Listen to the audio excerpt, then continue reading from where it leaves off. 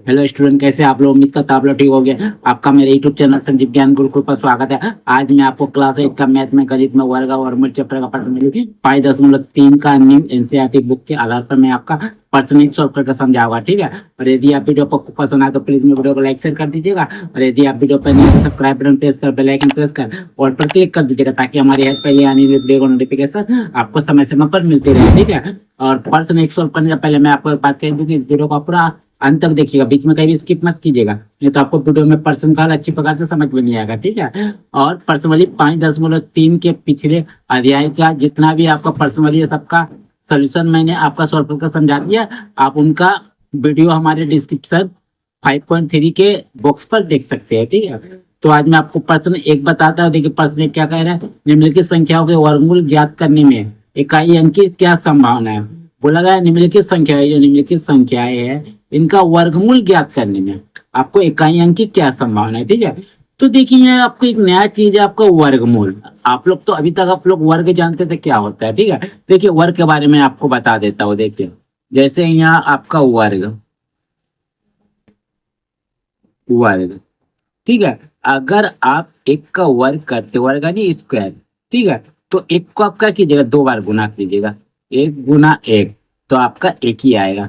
इसी प्रकार अगर दो का आप वर्ग कीजिएगा तो क्या कीजिएगा, दो को दो बार गुना कीजिएगा, दो गुने दो यानी चार, ठीक है। इसी प्रकार तीन का वर्ग आपका क्या हो जाएगा, नौ हो जाएगा। चार का वर्ग आपका हो जाएगा 16। पांच का वर्ग हो जाएगा आपका 25। छह का वर्ग हो जाएगा आपका 36। सात का वर्ग हो जाएगा आपका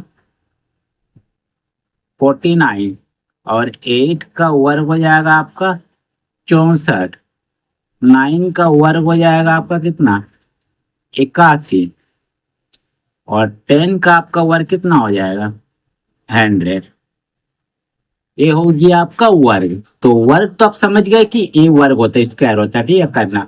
अब वर्गमूल क्या होता है, देखिए वर्गमूल वर्ग का ठीक उल्टा होता है यानी विपरीत होता है, ठीक है, विपरीत। तो देखिए वर्गमूल जैसे मान लीजिए यहाँ एक का ऊपर रूट लगा दिए, ठीक है। तो रूट लगाए रहिएगा तो एक को रूट से बाहर निकालना है, तो क्या कीजिएगा, एक गुना एक, तो दो जोड़ा मिल के एक बाहर आएगा, तो ये आपका वर्गमूल हो जाएगा। तो रूट एक का वर्गमूल क्या हो जाएगा, एक हो जाएगा, ठीक है। मैंने डबल जोड़ा वर्ग का वर्गमूल निकालना है, नहीं डबल जोड़ा। जैसे एक का दो गुना किए तो आपका कितना आया, वर्ग कितना आया आपका, एक आया। इसी प्रकार वर्गमूल भी अगर एक का निकालिएगा तो डबल जोड़ा करके एक निकालना है। इसी प्रकार देखिए चार का, अगर आप चार का वर्गमूल निकालिए तो क्या कीजिएगा, दो गुना दो, तो दो दो मिलके एक दो बाहर, जोड़ा मिलके रूट से बाहर, तो ये चार का वर्गमूल हो गया, ठीक है। ऐसे करके आपका नौ का वर्गमूल कितना हो जाएगा, तीन हो जाएगा। 16 का वर्गमूल कितना हो जाएगा आपका, चार हो जाएगा। 25 का वर्गमूल कितना हो जाएगा आपका, पांच हो जाएगा। 36 का वर्गमूल कितना हो जाएगा आपका, छह हो जाएगा। 49 का वर्गमूल कितना हो जाएगा आपका, सात हो जाएगा। 64 का वर्गमूल कितना हो जाएगा आपका, आठ हो जाएगा। 81 का वर्गमूल कितना हो जाएगा आपका, नौ हो जाएगा। और 100 का वर्गमूल आपका कितना हो जाएगा, 10 हो जाएगा, ठीक है। ये हो गया आपका वर्गमूल, ठीक है। तो चलिए आप वर्ग और वर्गमूल के बारे में आप लोग जान लिए होंगे, ठीक है। अब चलिए अब मैं प्रश्न की ओर बढ़ता हूँ, ठीक है। तो सबसे पहले मैं हल लिखता हूँ,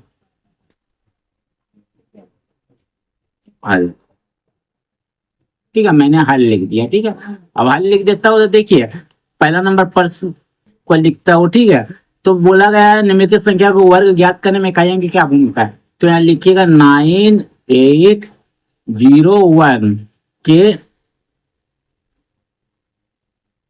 वर्ग मूल,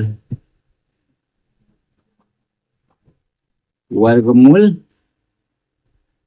ज्ञात करने में इकाई अंक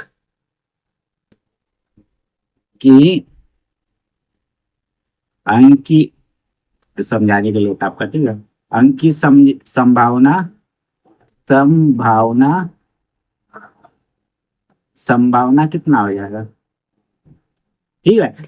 9801 के वर्ग ज्ञात करने में इकाई अंक की संभावना, तो देखिए 9801, तो इसका इकाई अंक देखिए एक है। तो यह देखिए आपका एक कहाँ कहाँ है, देखिए ये देखिए एक यहाँ है और एक आपका कहाँ है, देखिए यहाँ एक है और ये देखिए एक यहाँ है। ठीक है, तो अगर एक का वर्गमूल आप किया था कितना, एक आया था। और इसी प्रकार अगर 81 का वर्गमूल किए थे तो एक एक से इकाई अंक है, तो इकाई अंक एक है तो इसका वर्गमूल किया था आपका 9 आया था, 9 आया है। ठीक है, 9 आता है, तो 1 और 9, तो अगर आप 9801 का अगर वर्गमूल करते हैं तो इकाई अंक के आने की संभावना कितना हो जाएगा, एक आएगा या तो 9 आएगा, दोनों में कोई एक आ सकता है। ठीक है, तो हम ले लिखा संभावना 1 एवं 9 है, 9 है, यहाँ आप लिख दीजिएगा। ठीक है, ये हो गया पहला का। ठीक है, इसी प्रकार दूसरा का, दूसरा क्या है, 99856 के वर्गमूल ज्ञात करने में इकाई अंक की संभावना। ठीक है, तो इसका मतलब होता है आपको सेम टू पर जो आपका लिखा हुआ है वही मैं उतार रहा हूँ। ठीक है, आप उतार भी सकते हैं इसको लिख के, या ऐसे भी आप कर सकते हो। ठीक है, ऐसा करने से आपका एग्जाम में समय की बचत होती है। ठीक है, अब प्रश्न जल्दी आपको होता है, बनता है। ठीक है, चलिए हल होता है। तो देखिए इकाई अंक क्या आपका 6 है, देखिए 6, तो देखिए 6 इकाई अंक कहाँ कहाँ है, या देखिए एक तो यार 6 16 में। ठीक है, और एक तो 6 कितना कहाँ है आपका, या देखिए 36 में 6। तो देखिए 16 में आपका वर्गमूल लिखा था कि ना 4 आया था, और 36 का वर्गमूल लिखा था ना 6 आया था। यानी आपका अगर आप 99,856 के वर्गमूल ज्ञात करते हैं तो इसके इकाई अंक की संभावना कितना आएगा, 4 और 6। तो यहाँ लिखिएगा 4 एवं 6 है, 4 एवं 6 है, लिख दीजिएगा। ठीक है, ये हो गया आपका किसका, सेकंड वाले का आंसर। आप थर्ड वाले का देखो, थर्ड वाले भाग का क्या है, 99,800,1 के वर्गमूल ज्ञात करने में इकाई अंक की संभावना कितना हो जाएगा, देखिए यहाँ कितना इकाई अंक है, एक है, तो ये हो जाएगा आपका 1 एवं 9। ठीक है, 1 एवं 9 है, 9 है। ठीक है, चलिए आप देखिए लास्ट वाला,